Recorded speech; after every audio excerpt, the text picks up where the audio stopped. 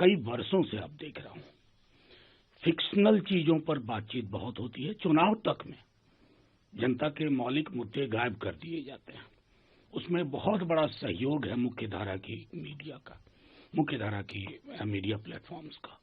उम्मीद करेंगे कि सरकार चुनाव के आगे जाके सोचे कि क्या आय की असमानता विषय नहीं है चर्चा के लिए? क्या जीडीपी का ग्रोथ स्टोरी जिसकी बहुत चर्चा हो रही है, क्या वो दैनंदिन की जिंदगी में अगर नहीं दिख रही है, क्या उस पर चर्चा ना हो? एसआईआर को लेकर के लोगों के मन में जो चिंता है, फर्ज कीजिए अगर हम सर्वोच्च न्यायालय ना गए होते तो जो भी रिलीफ मिला है डॉक्यूमेंट्स को लेके वो भी ना मिला होता। तो इन विषयों पे एक व्यापक चर्चा मैं समझता हूं कि बेहद आवश्यक है। अन्यथा संसद को सिर्फ एक म्यूजियम नुमा इमारत के रूप में ना देखा जाए।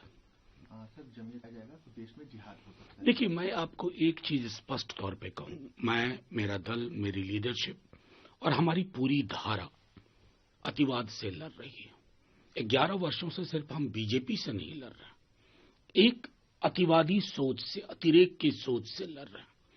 और हमारी पूरी कोशिश है कि अगर एक बहुसंख्यक समुदाय में हमें गांधी, नेहरू, अंबेडकर, लोहिया वाली जुबान चाहिए, तो हमें अल्पसंख्यक कम्युनिटी में भी हकीम अजमल अंसारी, मौलाना आजाद वाली जुबान चाहिए। ये पॉलिटिकल लड़ाई सिर्फ नहीं है, ये अतिवाद से इस देश को बचा के इसकी विरासत को बचाने की भी लड़ाई है।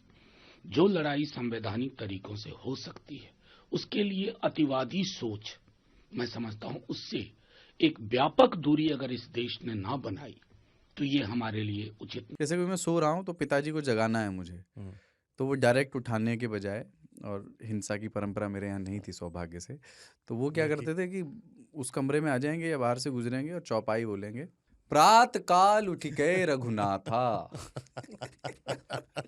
मात पिता गुरु नावई माता। कभी कभी मैं गुस्से में उठ करके अरे पापा, चरण स्पर्श किया और सो गया। मैंने कहा अब मत उठाना।